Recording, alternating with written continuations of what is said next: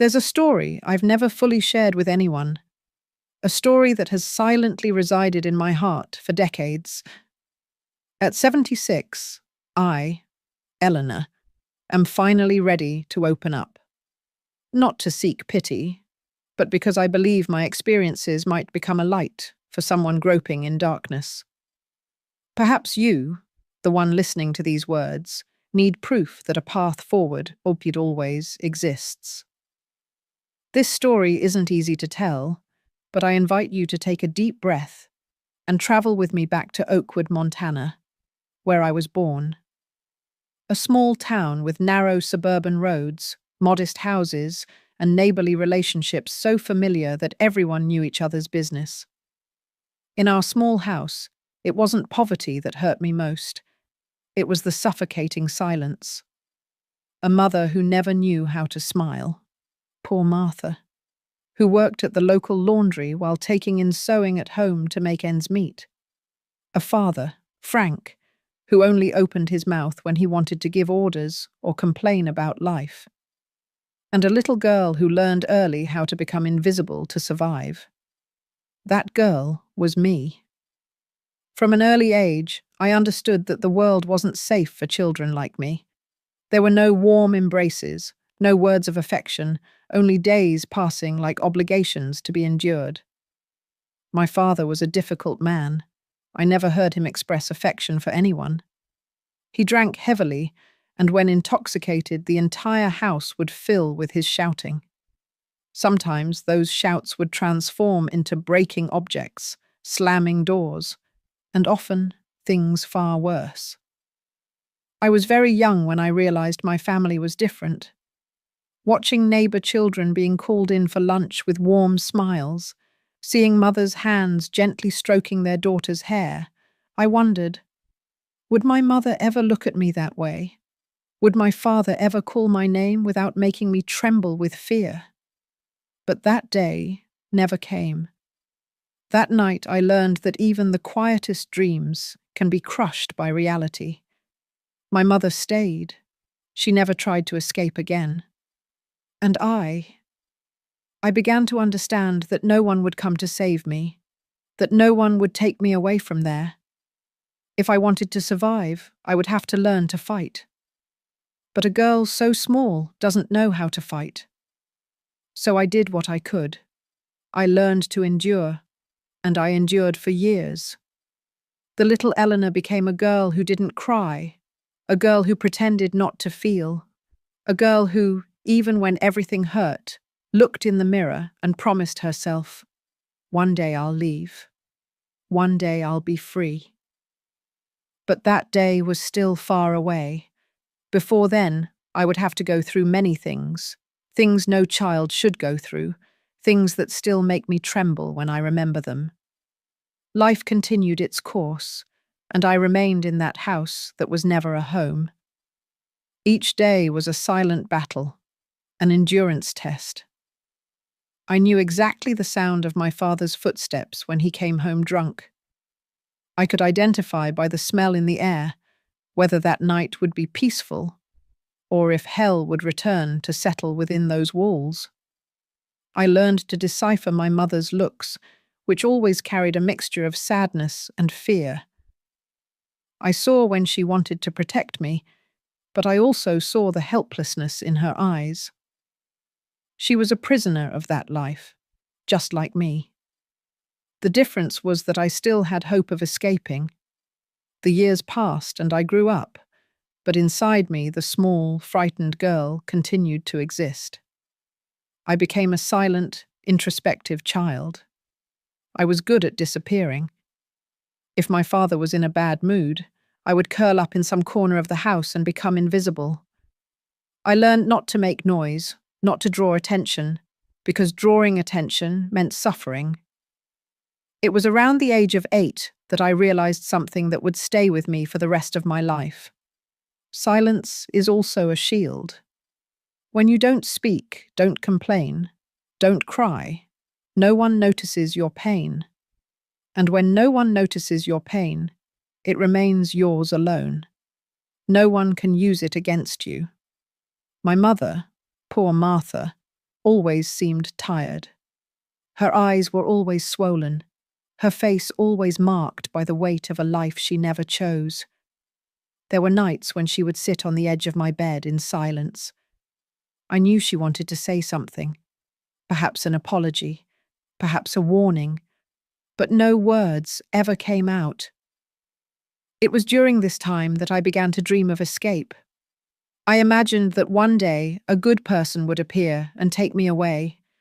Perhaps a neighbor would notice something and help me. Perhaps one day my mother would find the courage to leave and take me with her. But none of this happened. School was a relief for me, a place where I could exist without fear. But I wasn't a girl like the others.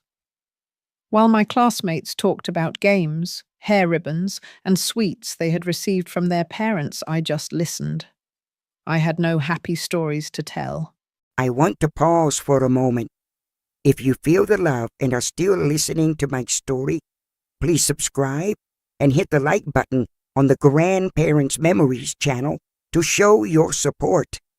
Thank you so much. And that's how I spent the following years, waiting for the right moment, surviving one day at a time.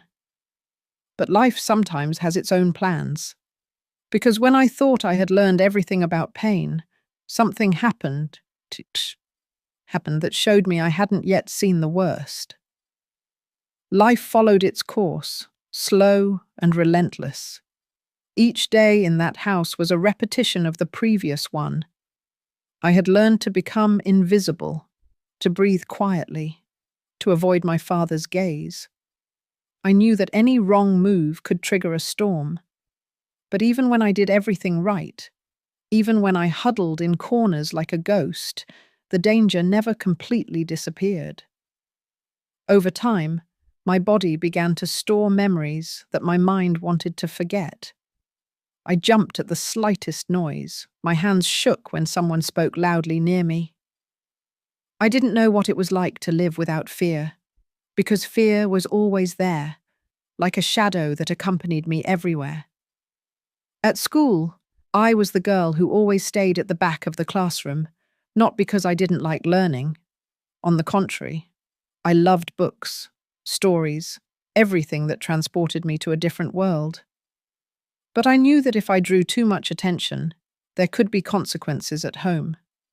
Report cards were a problem. If the grades were bad, my father would yell. If they were too good, he would be suspicious. So I stayed in the middle, smart enough to pass the year, but never brilliant enough for anyone to notice. The only person who seemed to see me was my English teacher, Ms. Walker. She looked at me differently, as if she knew there was something inside me that I hid from the world. One day after class, she called me aside. "Eleanor, do you like to write?" I hesitated. Writing?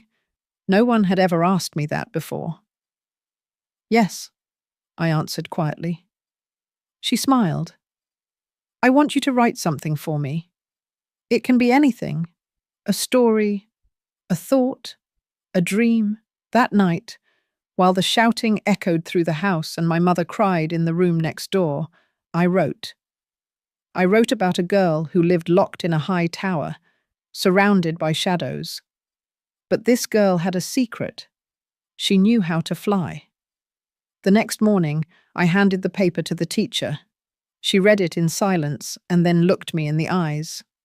"You have a voice, Eleanor. Never let anyone take that away from you." I didn't respond. At that moment, I still didn't understand what that meant.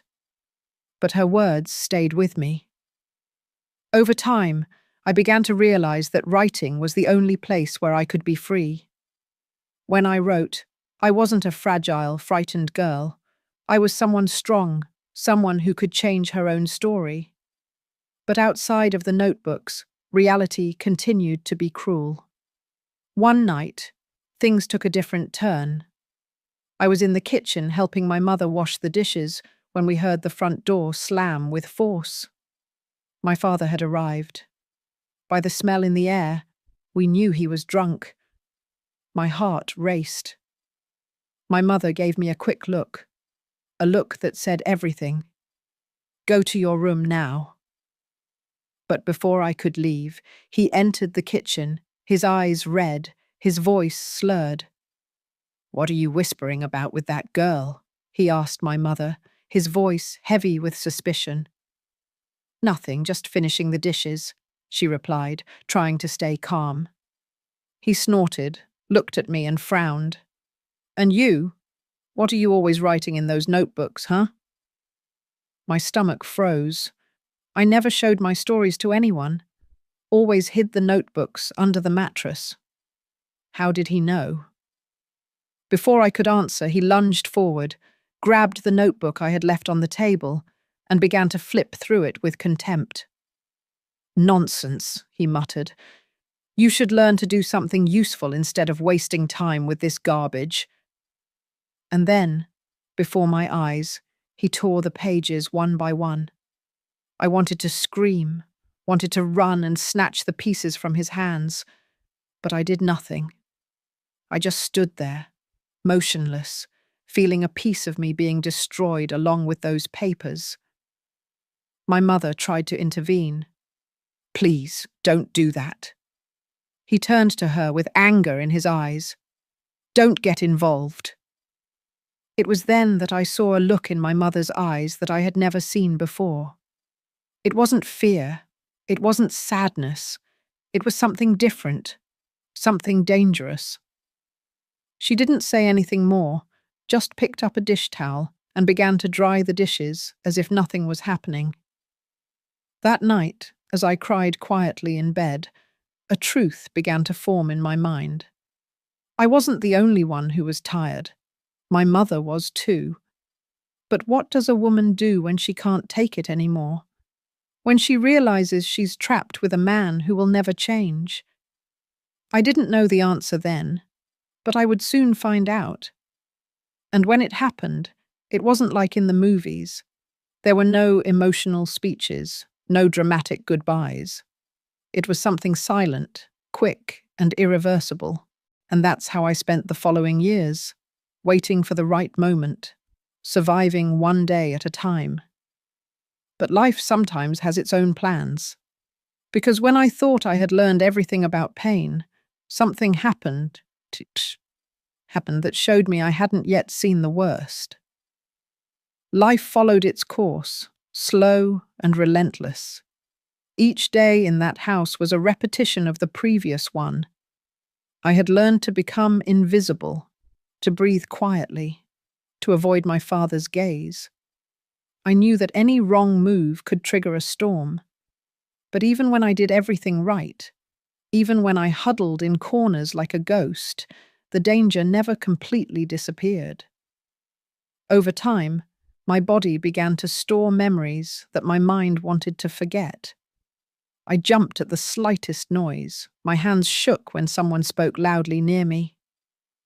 I didn't know what it was like to live without fear, because fear was always there, like a shadow that accompanied me everywhere. At school, I was the girl who always stayed at the back of the classroom, not because I didn't like learning. On the contrary, I loved books, stories, everything that transported me to a different world. But I knew that if I drew too much attention, there could be consequences at home. Report cards were a problem. If the grades were bad, my father would yell. If they were too good, he would be suspicious. So I stayed in the middle, smart enough to pass the year, but never brilliant enough for anyone to notice. The only person who seemed to see me was my English teacher, Ms. Walker. She looked at me differently, as if she knew there was something inside me that I hid from the world. One day after class, she called me aside. "Eleanor, do you like to write?" I hesitated. Writing? No one had ever asked me that before. "Yes," I answered quietly. She smiled. "I want you to write something for me. It can be anything. A story, a thought, a dream." That night, while the shouting echoed through the house and my mother cried in the room next door, I wrote. I wrote about a girl who lived locked in a high tower, surrounded by shadows. But this girl had a secret. She knew how to fly. The next morning, I handed the paper to the teacher. She read it in silence and then looked me in the eyes. "You have a voice, Eleanor. Never let anyone take that away from you." I didn't respond. At that moment, I still didn't understand what that meant, but her words stayed with me. Over time, I began to realize that writing was the only place where I could be free. When I wrote, I wasn't a fragile, frightened girl. I was someone strong, someone who could change her own story. But outside of the notebooks, reality continued to be cruel. One night, things took a different turn. I was in the kitchen helping my mother wash the dishes when we heard the front door slam with force. My father had arrived. By the smell in the air, we knew he was drunk. My heart raced. My mother gave me a quick look, a look that said everything. "Go to your room now." But before I could leave, he entered the kitchen, his eyes red, his voice slurred. "What are you whispering about with that girl?" he asked my mother, his voice heavy with suspicion. "Nothing, just finishing the dishes," she replied, trying to stay calm. He snorted, looked at me and frowned. "And you? What are you always writing in those notebooks, huh?" My stomach froze.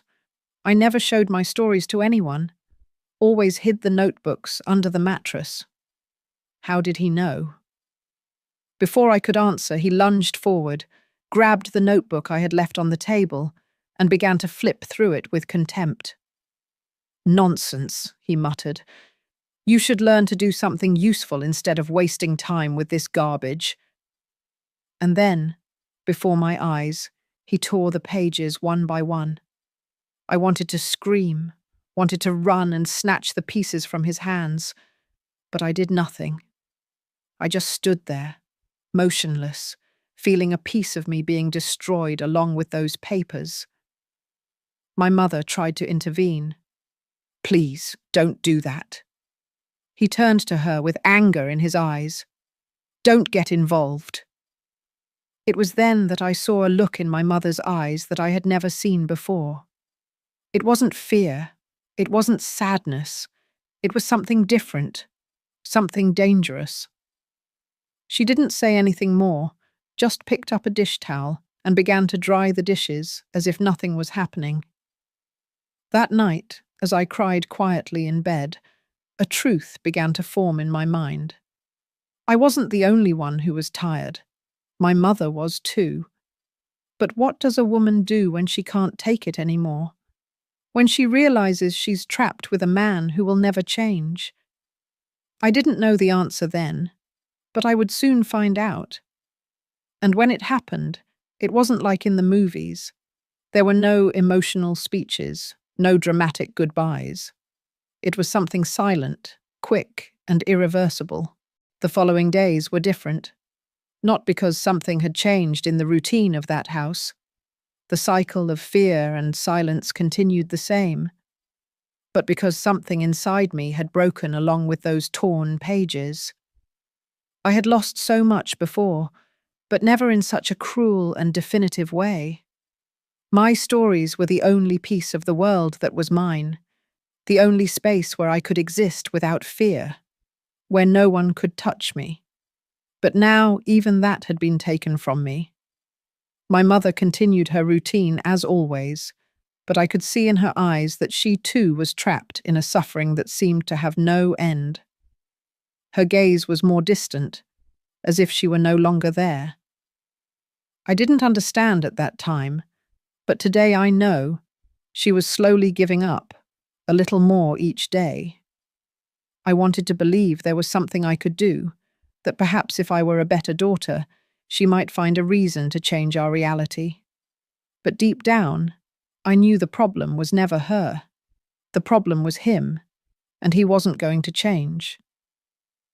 It was then that something happened, something that changed everything. One afternoon, I was coming home from school earlier than usual. The sun was still high in the sky, and for the first time in a long time, I felt the wind on my face. With no rush to get home, I knew that at this hour my father would not yet have returned from the sawmill, and my mother would be busy with her chores. When I entered the house, I found the door ajar. That alone was unusual. My mother never left the door open, even during the day. As I pushed it open slowly, I saw something that made me freeze in place. My mother was sitting at the kitchen table, holding a small suitcase on her lap. Her eyes were fixed on the floor, and her hands were trembling slightly. My breath caught in my throat. I knew exactly what that meant. She was leaving. My heart raced. I wanted to run to her, ask what was happening, beg her to take me with her, but at the same time, something prevented me from moving. It was then that she raised her eyes to me. "Eleanor," her voice came out weak, as if each word weighed a ton. I remained silent, waiting for her to continue. "I can't anymore," she murmured. My chest tightened. "Then take me with you." She closed her eyes and sighed, and at that moment I realized that this idea had never crossed her mind. She wasn't running away to start over. She was running away to survive, and there was no room for me in that plan. The pain was immediate, a blow so strong it took my breath away. "I'll come back for you," she said, trying to force a smile. But I already knew. She wouldn't return. I could see in her look that this wasn't a true promise. I could feel that when she left through that door, I would be alone. And I was. She left that same afternoon, while I watched from the window, unable to run after her, unable to call out to her. I stayed there for hours, hoping she would change her mind, that she would come running back and take me with her. But night fell, and she never returned. That's how I understood, once and for all, that I had no one left. That night, for the first time in my life, I cried until I fell asleep. And the next day, when my father realized my mother had left, I learned that my life was about to become much, much worse. The next morning I woke up to silence, but it wasn't the usual silence of that house, the one that hung in the air like an invisible threat.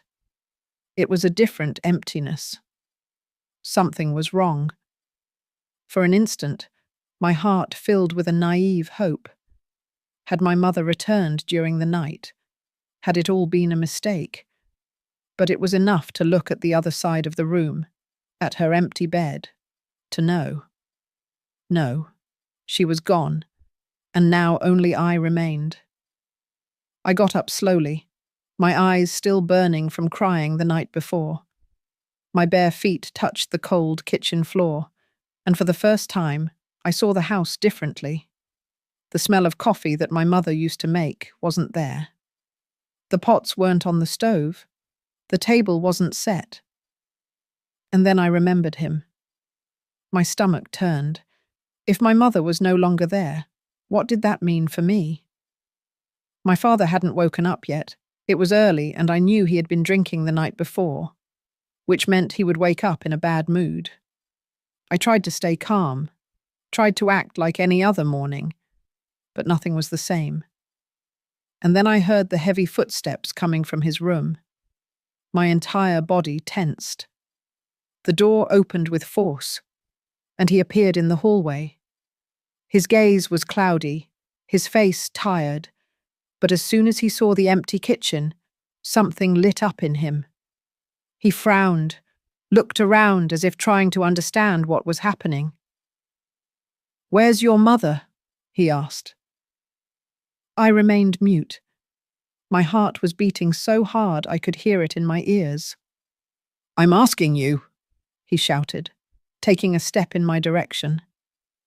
She left." My voice came out small, almost a whisper. I want to pause for a moment. If you feel the love and are still listening to my story, please subscribe and hit the like button on the Grandparents Memories channel to show your support. Thank you so much. The silence that followed was worse than any shout. My father looked at me for a long time, his eyes becoming darker and darker. Then, without warning, he punched the table, making the dishes shake. "That ungrateful woman left," he spat the words with hatred. "She abandoned us." The words echoed in my head, and for a moment I almost believed them. But then something inside me revolted. She hadn't abandoned us. She had left me behind. But I didn't say anything. I just stood there, waiting for what would come next. And it came. The first slap was so strong that my face burned. I had never been hit like that before. My father had never been an affectionate man, but my mother had somehow always managed to keep him away from me. Now, without her, there was no more protection. I fell to the floor, tasting blood in my mouth. "Don't cry, Eleanor. Don't cry." I got up slowly, keeping my gaze down. I knew that if I looked directly at him, it would only make things worse. He muttered something and went to the front door, leaving without looking back. The door slammed shut, and I was left alone in the kitchen, feeling my face throbbing. It was the first of many, because after that day, my father became something even worse than before. He sank into drinking, into resentment, and began to take everything out on me. The days became long, the night baths unbearable.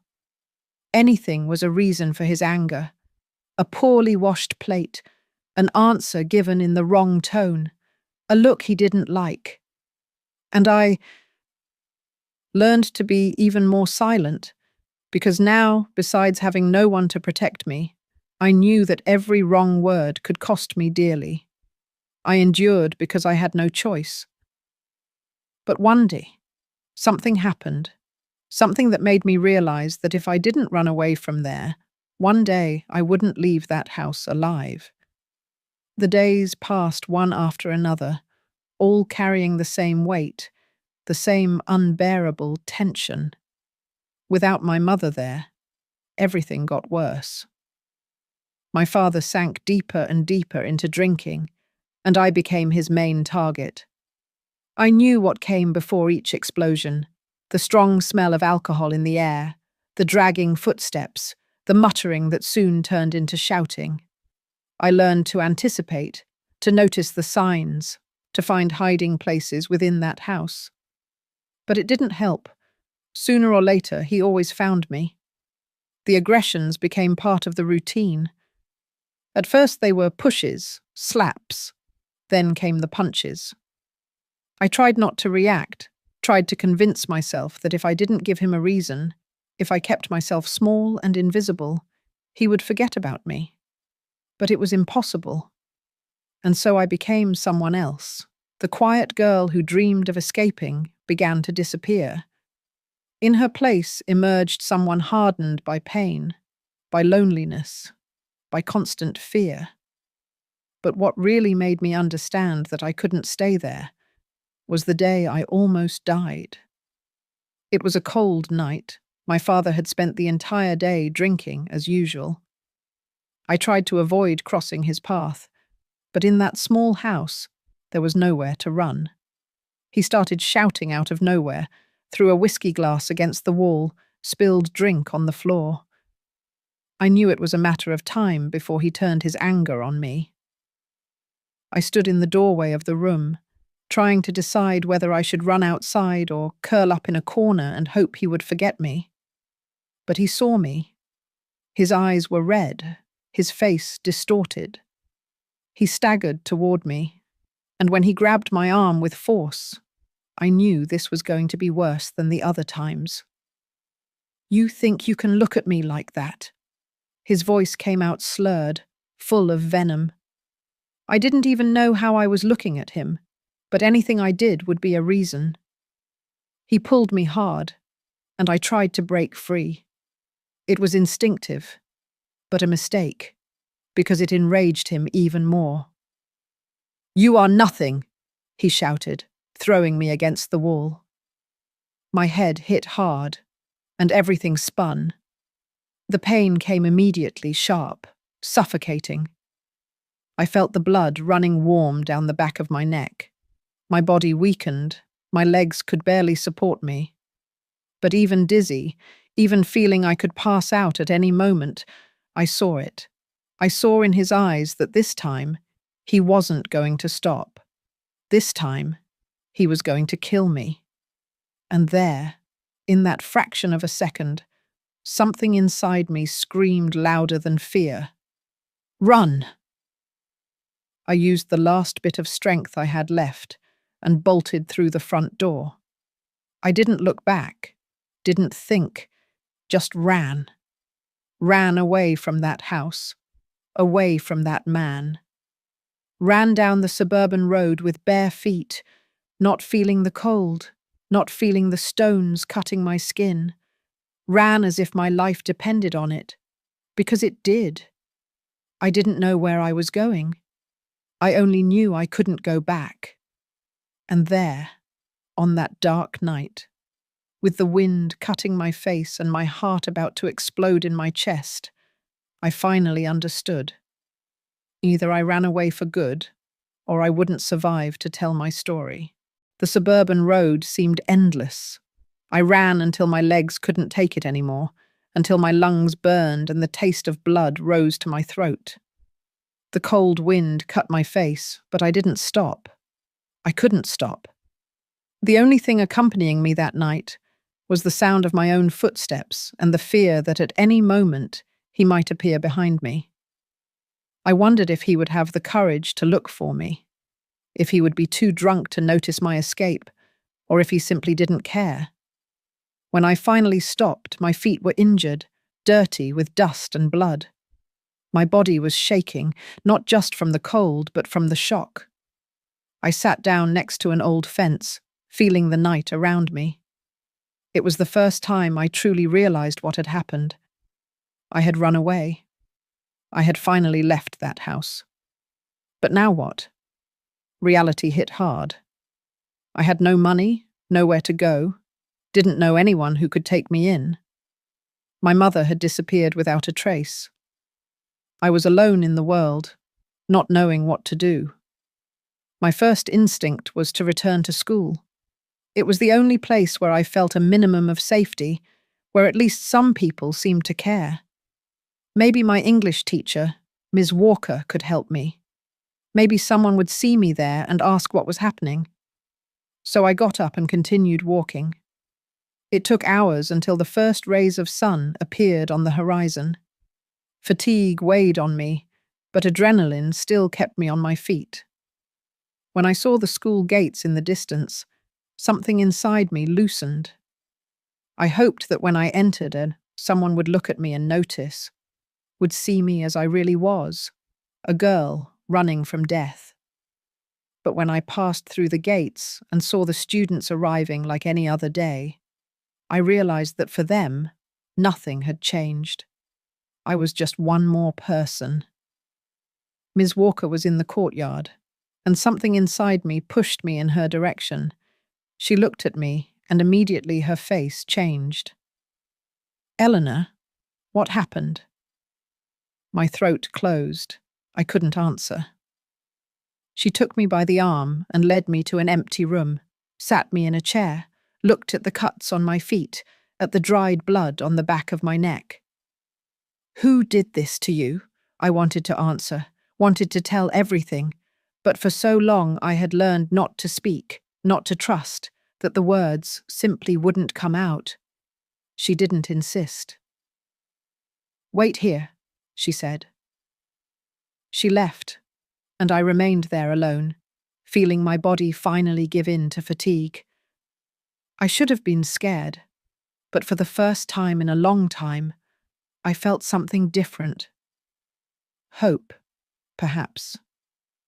Just maybe my story wouldn't end there. I stayed in that room for what seemed like an eternity. The silence was different from what I knew. It wasn't that heavy silence of my house, full of fear and invisible threats. It was a silence of waiting, of uncertainty. My feet hurt, my head throbbed, and I could barely think straight. I only knew that I had made it this far and now needed to deal with what would come next. When the door opened, Ms. Walker returned, accompanied by a woman I had never seen before. She wore simple clothes, but had a firm and serious look. "Eleanor, this is Mrs. Thompson. She works for Child Protective Services," Ms. Walker said in a calm voice.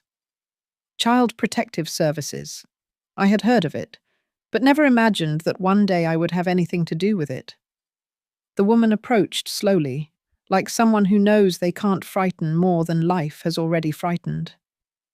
"Can you tell me what happened?" I looked at my teacher. She nodded, as if to say, "You can trust her." And then, for the first time in my life, I told everything. The words came out broken, low, full of pauses and hesitation, but they came out. I told about my father, about the shouting, about the fear that had accompanied me since I could remember, about the previous night, about how I was sure that if I hadn't run away, I might not even be alive that morning. Mrs. Thompson listened without interrupting, without judging. When I finished, she took a deep breath and said, "You don't have to go back to that house." Those words hit me in a way I didn't expect. What did she mean? Where would I go? "We're going to take care of you," she continued, "but I need you to come with me." My heart raced. I knew my life was going to change at that moment, but I didn't know if it would be for better or worse. My teacher hugged me before I left. It was a simple gesture, but it made me feel a warmth I didn't know. "You'll be all right," she whispered, and I wanted to believe her. I was taken to a children's home, a simple place full of other children who also carried their own stories of pain. It was strange, but at the same time, I felt less alone there. The days passed slowly. I wondered all the time what would happen to me, where I would go next. Would my mother ever look for me? But no one came.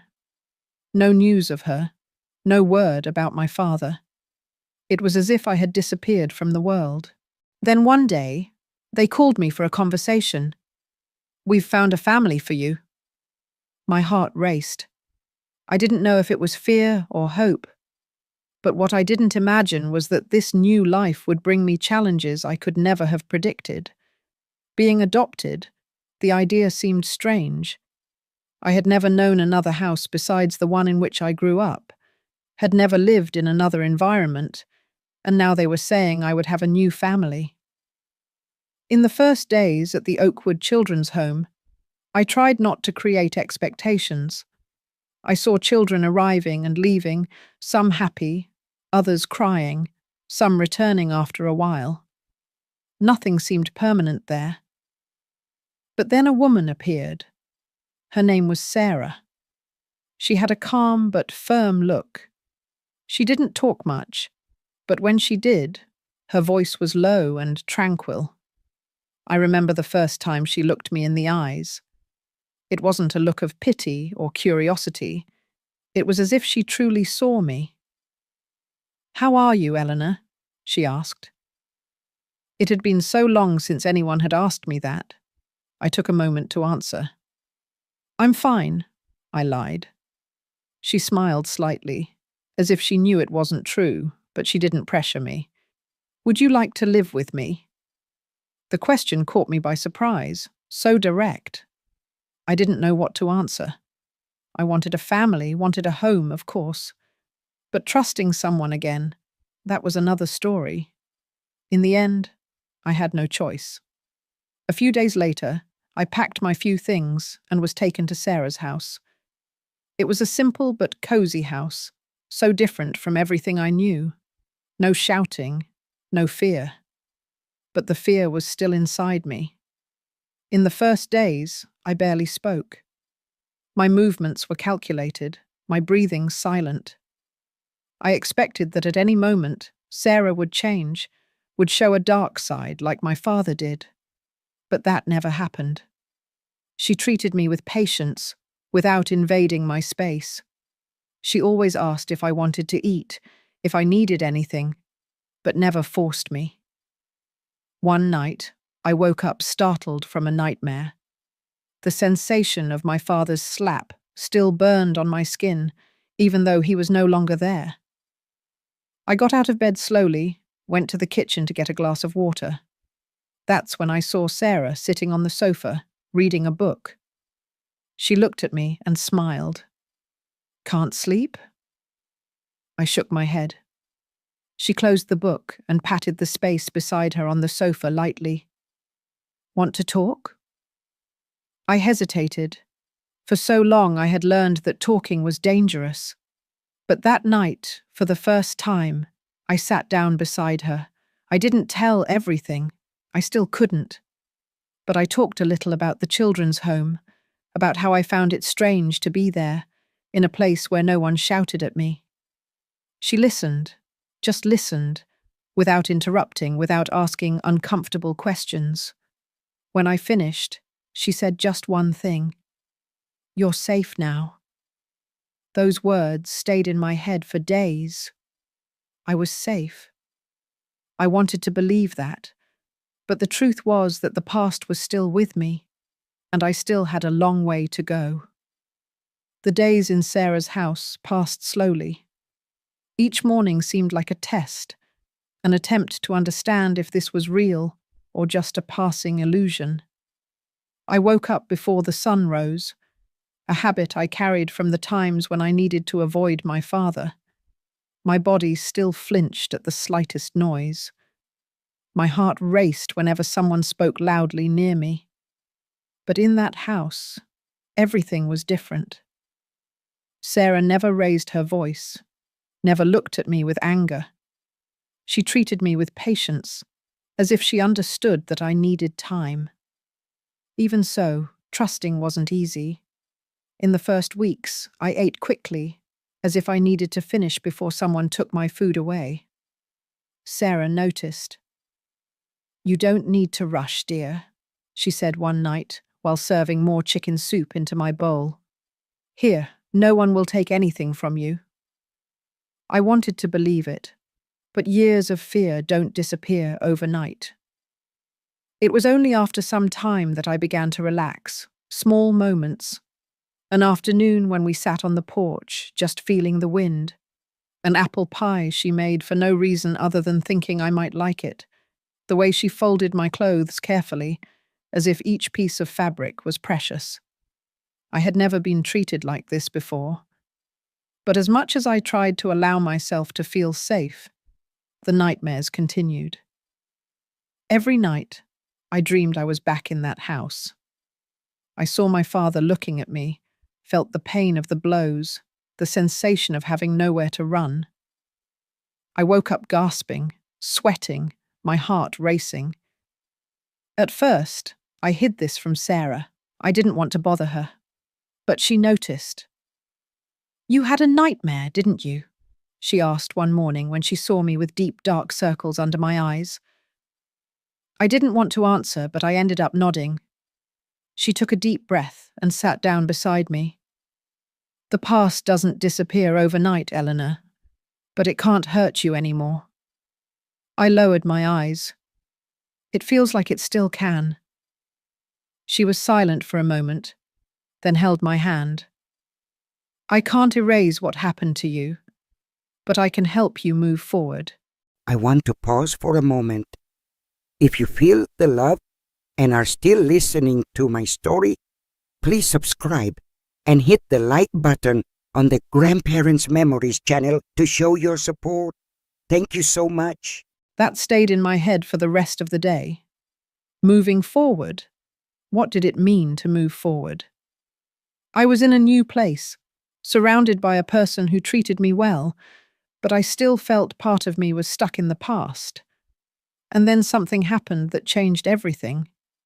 One afternoon, while we were cleaning the house, I found a cardboard box at the back of the closet.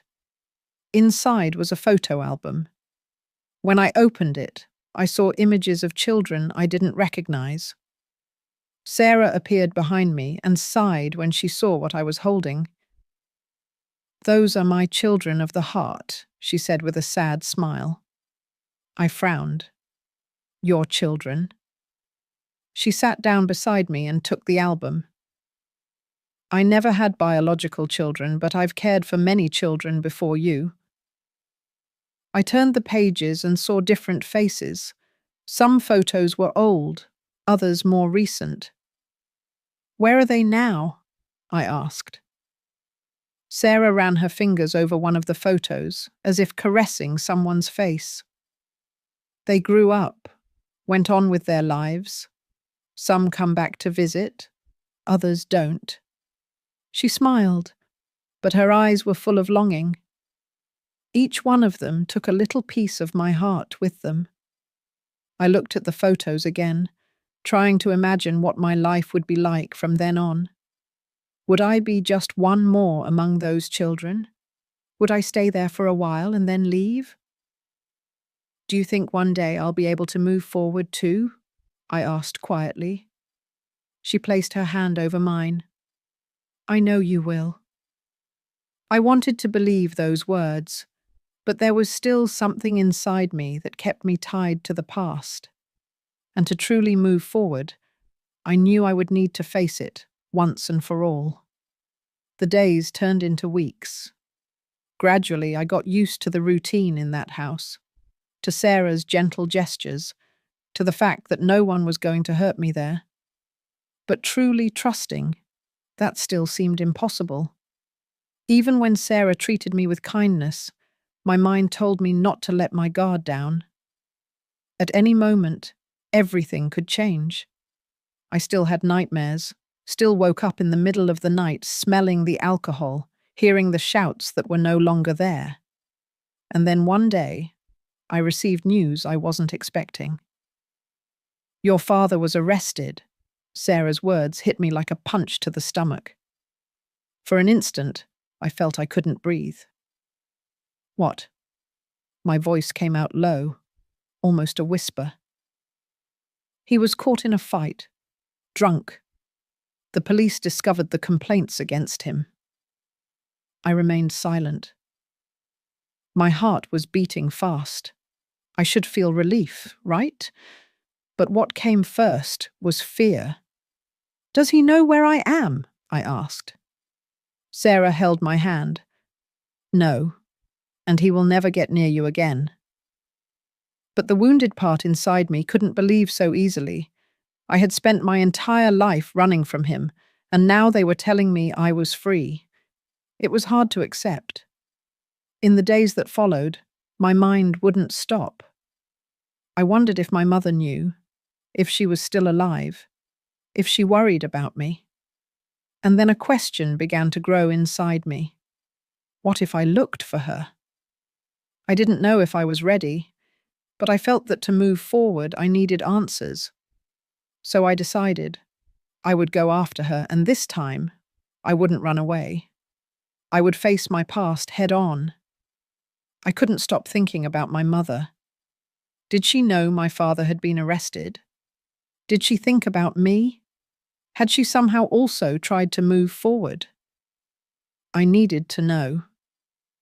With Sarah's help, we began to search. It was a long process, full of uncertainties, but one day we received news. My mother was alive and living in a town not too far from there. Looking back at the journey I've traveled, I realize that every challenge I've faced has brought me to this moment. Yes, I endured suffering. Yes, I confronted experiences that no child should ever have to bear. But I persevered. And today, after all these years, I understand that my story isn't merely about pain. It's about resilience, about fresh starts, and most importantly, about never surrendering hope. And that is my story. A narrative of suffering, of fear, but equally one of strength and new beginnings. If you've listened this far, I'm truly grateful to you. Honestly, revisiting all these memories isn't always easy, but if my story can help someone else find their way, then sharing it has been completely worthwhile. Oh, thank you all so much for listening to my story until this moment. I hope that what I shared today is not just a sad story, but also a source of motivation, a reminder that no matter how tough life gets, there is always light at the end of the road. Remember, strength lies within you, and hope is a flame that should never be extinguished. To continue spreading meaningful stories like this, please support the Grandparents Memories channel by subscribing, liking this video, and sharing it with your loved ones. I sincerely thank the founder of Grandparents Memories for giving me the opportunity to share my story. And don't forget to stay tuned for more touching stories on Grandparents Memories. Thank you, and see you again.